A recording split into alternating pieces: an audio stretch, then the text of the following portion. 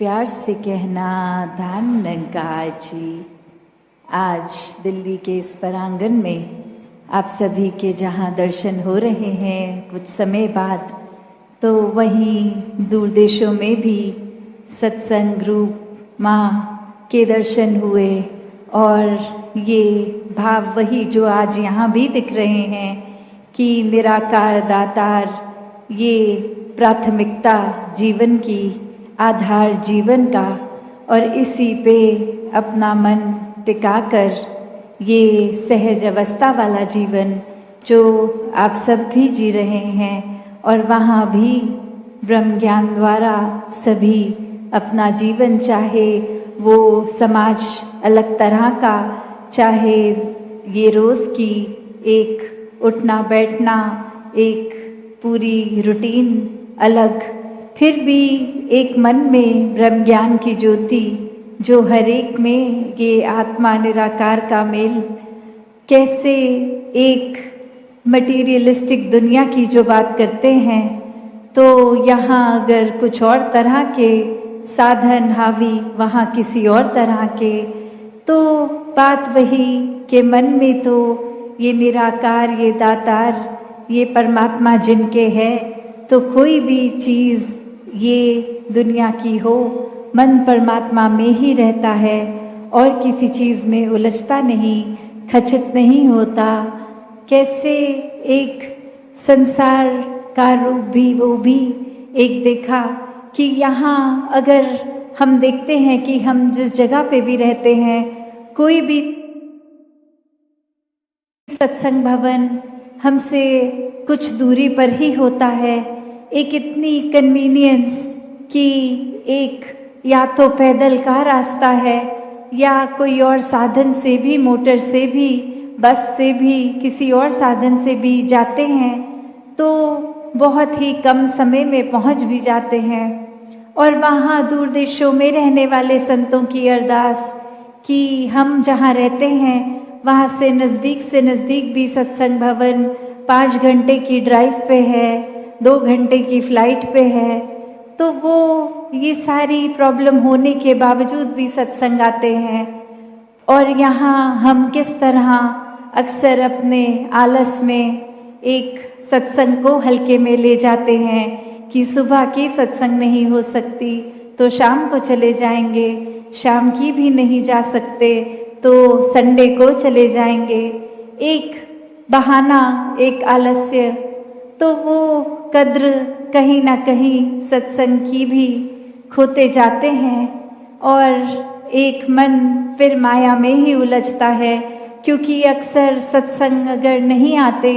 तो बहुत ही कम समय होता है जो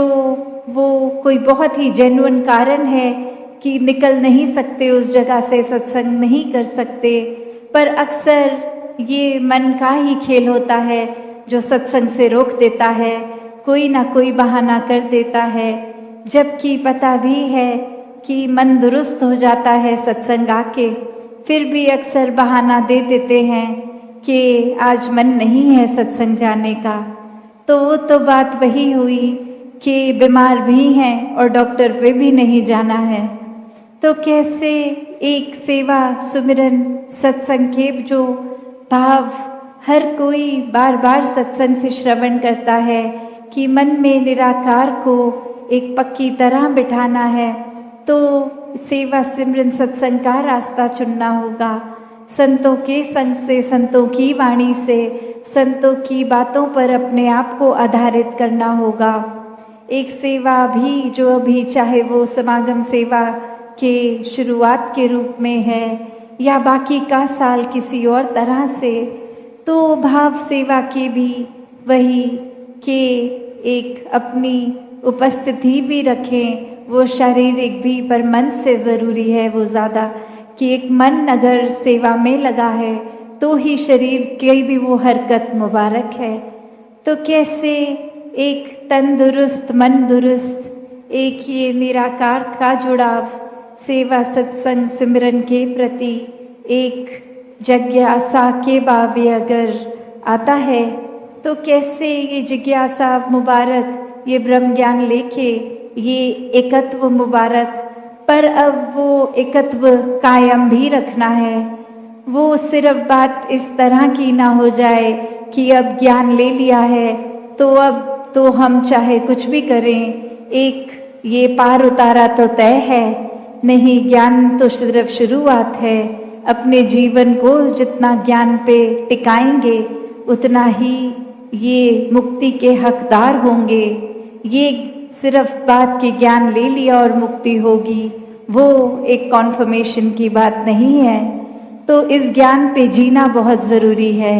अगर ये आत्मा की तड़प को शांत करना है, ये साल्वेशन, ये एक मोक्ष की बात, तो हर किसी के जीवन में जहाँ ये उलझनों से निकलना संभव है, ये कोई सिर्फ किताबी बातें नहीं हैं। कोई भी धर्म ग्रंथ खोल के देख लें, ये ही बात कि ब्रह्म ज्ञान द्वारा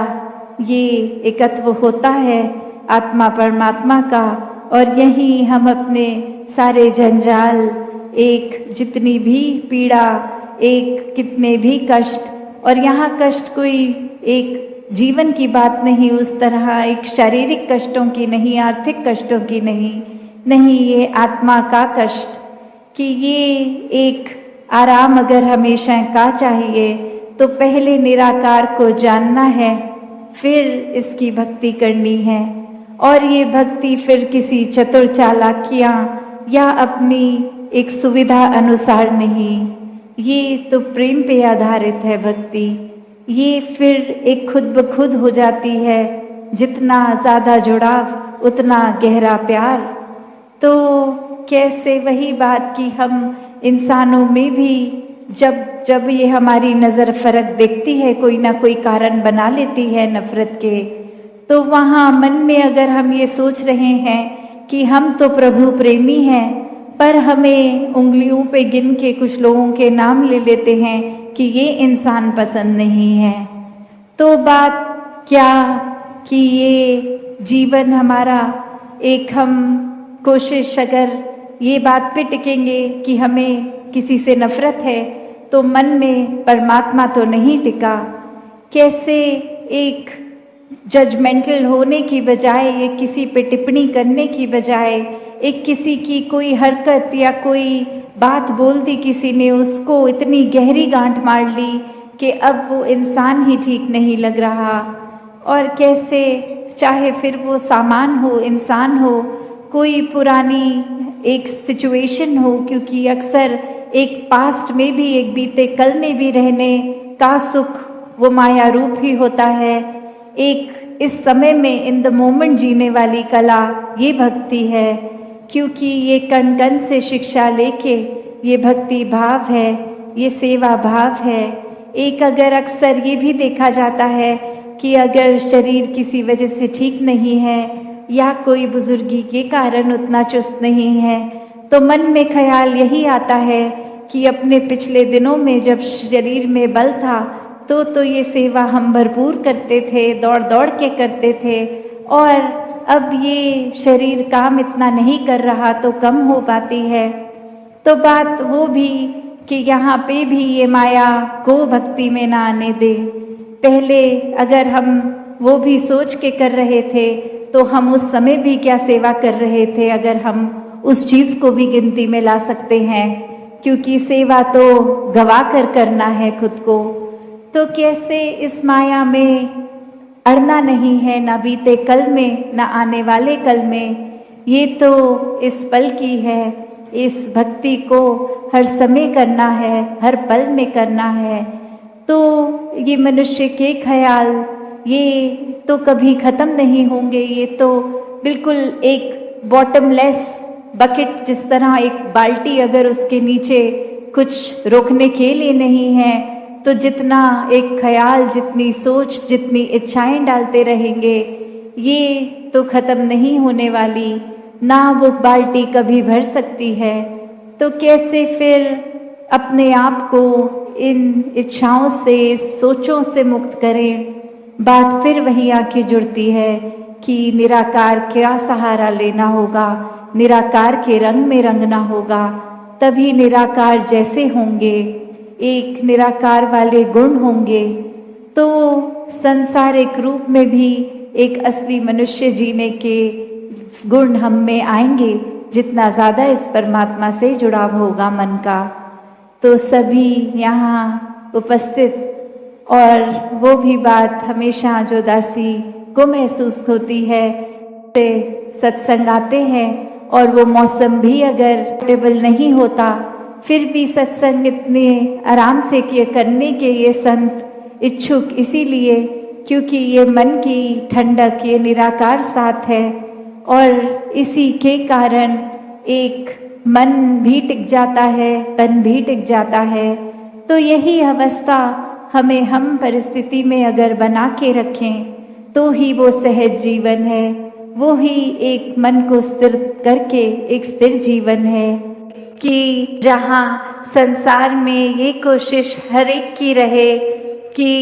एक हर कोई ही इस दातार का बनाया है, किसी तरह अगर कुछ गलत भी कह रहा है तो भी उसको मन से एक माफ़ करते हुए उसकी भी भलाई का सोचे। अगर अक्सर ये देखा गया है समाज में कि कोई अगर किसी को गलत नज़र से देख रहा है तो भी ये बात कि हमें एक मन में भाव हो कि उस व्यक्ति को किस तरह समझाया जा सके, और यदि वो व्यक्ति अप्रोच से बाहर हो कि सुनने को तैयार नहीं, कोई एक सामने बैठ के एक आराम से एक बात, एक डायलॉग नहीं कर सकता है, तो फिर वो बात कि कैसे जिसके लिए उन्होंने खराब बोला उनको समझाया जाए कि जो शब्द बोल दिए गए हैं या जिस नज़र से देखा गया, अब आप अपने मन से उन शब्दों को पकड़ के मत बैठो कि आपके लिए उन्होंने इतना खराब बोल दिया तो अब आप जीवन में कभी उस व्यक्ति से प्यार नहीं कर सकते। वो धीरे धीरे उनकी बात आपको भी अपने मन से एक समाप्त करनी होगी, क्योंकि ये इसका वो बात का मतलब ये नहीं कि आगे से वो पहला व्यक्ति फिर अगले दिन कुछ कड़वा नहीं बोलेगा, फिर अगले दिन खराब नहीं बोलेगा, पर ये इसलिए कि हम ही अगर अपने मन में दूसरों के प्रति एक खराब बातों को ही जगह देते रहेंगे तो अंदर से हम ही कहीं ना कहीं परेशान होंगे, स्वभाव में चिड़चिड़पन आ जाता है। कैसे फिर एक धीरे धीरे स्वाभाविक जो एक मुस्कुराहट चेहरे पे होती है वो फीकी पड़ जाती है।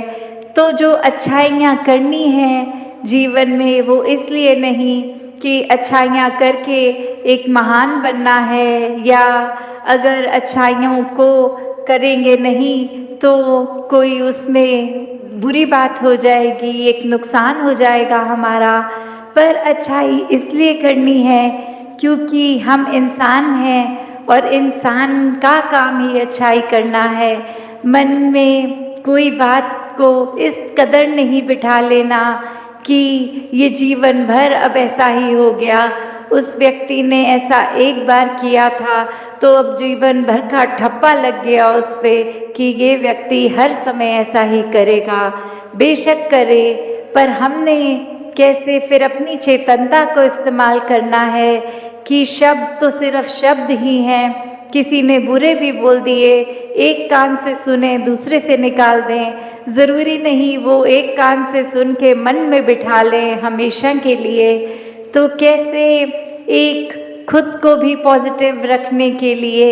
फिर यही निरंकार का ही आसरा लेना पड़ता है कि चाहे दूसरे का सुधार हो, दूसरे के स्वभाव में चेंजेस आए ना आए, पर हम अपने आप को उदास ना करें, क्योंकि ये निराकार, ये परम शक्ति, इसके अंदर इतनी पॉजिटिविटी है कि कोई एक आधे 2-10 व्यक्तियों की नेगेटिविटी